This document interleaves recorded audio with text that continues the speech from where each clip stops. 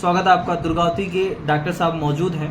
Sir, क्या मामला है, क्या प्रत्यारोप लग रहे हैं आपके ऊपर? क्या मामला, घटना बताइए, नाम बताइए सर। मेरा नाम सर्वेश कुमार है। मैं दुर्गावती हॉस्पिटल में एज EMO काम करता हूँ जी। नाइट शिफ्ट चल रहा था मेरा। तो नाइट शिफ्ट ख़त्म करके ओवर वगैरह दे करके फिर मैं अपने रूम में जाके सो गया था जी। फिर हमारे पास 2 रूम है। किस डेट की घटना है? ये कल की डेट है। कल का कल 11 तारीख का डेट जी तो मैं सोया हुआ था। मेरा बच्चा है फिर एक छोटा सा जी। तो मैं उसी के पास था। 2 रूम एक्चुअली हम लोगों को दिया गया है हॉस्पिटल की तरफ से। एक में हम लोग किचन वाला काम कर लेते हैं, एक में रहने वाला काम। बिल्कुल। तो जिसमें रहते थे उसी में मैं सोया था। बच्चा भी मेरा सोया था। तो ये लड़की आती है अपने टाइम से, उसकी टाइमिंग वैसे एक्चुअली लगभग 11 के आसपास की टाइमिंग है। वो 11 बजे आती है और करीब 2 बजे के आसपास वो चली जाती है। वो बच्चे का काम मतलब देखती है और हल्का फुल्का चाय वो या बर्तन वर्तन धुल देती है।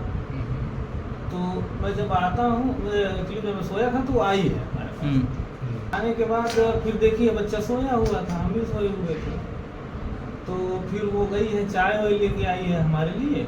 प्रतिदिन लेके आती है? क्या नाम लड़की का रहा? लड़की का नाम चांदनी जी। बगल की है। चाय का रूटीन प्रतिदिन का है कि? हाँ, रूटीन का एक्चुअली जैसे डे नाइट का हम लोग का ड्यूटी के हिसाब से है। तो चाय तो बनाती है वो अपने लिए, एक्चुअली खुद चाय पीती थी तो बना लेती थी, हम लोग मना नहीं करते थे। खाना भी पकाती थी? हाँ, खाना पहले पकाती थी लेकिन इस बीच में उसके पास टाइम नहीं है। कहती थी कि टाइम नहीं था हमारे पास। तो हम लोग बोले तो कम से कम हम लोग दोनों लोग ड्यूटी पे हस्बैंड वाइफ चले जाते हैं। तो एक काम करो कि तुम बच्चे को थोड़ा देख लिया करो। तो वो 11 बजे के आसपास आती थी, वही 2 बजे चली जाती थी। तो बच्चे को थोड़ा वो देखती थी 2 बजे तक के आसपास। तो फिर उसके बाद जब वो चाय, मैं बोला बच्चे को खिला ही रहा था, थोड़ा जग गया था बच्चा। तो चाय बोला मैं रख दो यहीं पे, तो वो वहीं पे चाय रख देती है और फिर वो रूम में चली जाती है। मैं चाय पी के वहीं पे नींद आती है, हमको सो जाती है। फिर अब टाइम क्या होगा अप्रॉक्स याद नहीं है कि कुछ देर के बाद बच्चा रोने लगता है। 12 या उससे ऊपर का टाइम हो रहा होगा तो बच्चा रोने लगता है। फिर मैं भी जग जाता हूँ। तो मैं बोला कि ज़्यादा न रोने लगे, इसलिए मैं अपनी वाइफ को जो ड्यूटी कर रही होती है नीचे गायनी वाला, तो उसमें फ़ोन करता हूँ कि आ जाओ बच्चा रो रहा है और इसको दूध पिला दो, नहीं तो ज़्यादा रोने लगेगा। फिर वो आई है। अब वो आई है और फिर उसके बाद मैं नहाने का प्रोग्राम बना लिया। क्या नाम है आपका वाइफ का? मेरे वाइफ का नाम नेहा जी। तो अब मैं बच्चे को दे दिया उसको पिलाने के लिए और मैं नहाने के लिए तैयार होने लगा। तब तक वो बाहर निकल के वो उस रूम में गई और किचन साइड? हाँ, किचन साइड जैसे ही गई वो उसकी आवाज़ मैंने सुना। और मैं जिस अवस्था में था उस हमको लगा कि कहीं इलेक्ट्रिक शॉक वगैरह न लग गया हो। फांसी लगाए थे वो किचन है? हाँ, वो किचन। तो ये डाउट की चिल्लाने जब लगी तो हमको लगा कि कहीं इलेक्ट्रिक तो लग नहीं गई थी, चिल्ला रही है, बच्चे साथ हैं। तो मैं जिस भी अवस्था में था मैं तुरंत जो है उसके पास आया हूँ। और आसपास के लोग भी जो हमारे साथ में रहते हैं बगल वाले, वो भी लोग बाहर निकल के आए हैं। देखा गया वो चीज़। ये बात साथ में मौजूदा यहाँ पे मैनेजर साहब भी हैं। क्या मामला है सर? कहाँ तक आपको जानकारी इस मामले की? मुझे जहाँ तक जानकारी यही है कि डॉक्टर साहब हमारे यहाँ एज EMO काम करते हैं, पति पत्नी। पत्नी जो है वो स्टाफ नर्स हैं जी।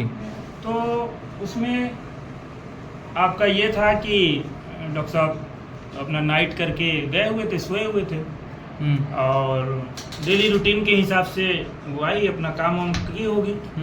उसके बाद जब यहाँ से सिस्टर ऊपर गई हैं तो दूसरे रूम में देखा उन्होंने तो हैंग की हुई थी।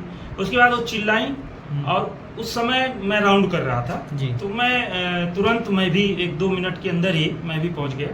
उसके बाद देखा घटना जो है हो चुकी थी।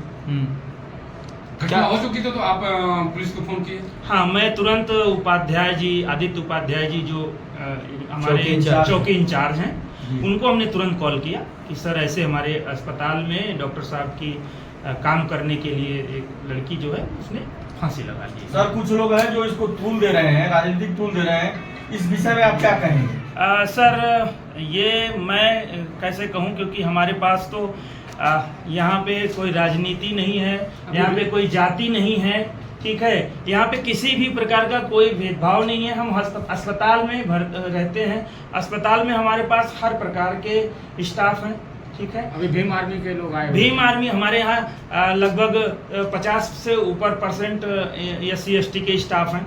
डॉक्टर साहब के जो हमेशा गेट पे खड़े रहते हैं वो खुद SC हैं। तो ऐसा हमारे यहाँ किसी भी प्रकार का कोई भेदभाव नहीं है। हमारे यहाँ ब्राह्मण भी हैं, यादव जी, मतलब सारी बिरादरी हमारे पास है और हम सबका इलाज करते हैं। क्या आपको लगता है इसका निष्पक्ष जांच होना चाहिए? अरे एकदम ये जांच का विषय है। हम भी चाहते हैं कि इसको पुलिस के पास सारी फुटेज है और उस लड़की का मोबाइल है उनके यशो साहब के पास, पुलिस के पास, तो उस मोबाइल से सारी चीजें हमें लगता है क्लियर हो जानी चाहिए। मोबाइल के पास है तो उस मोबाइल से सारा जो है कि क्लियरेंस ये हो जाएगा कि जो कि दूध का दूध और पानी का पानी सब उसके मोबाइल से ही हो जाएगा। एकदम एकदम। धन्यवाद। ठीक सर, धन्यवाद सर। बहुत बहुत धन्यवाद।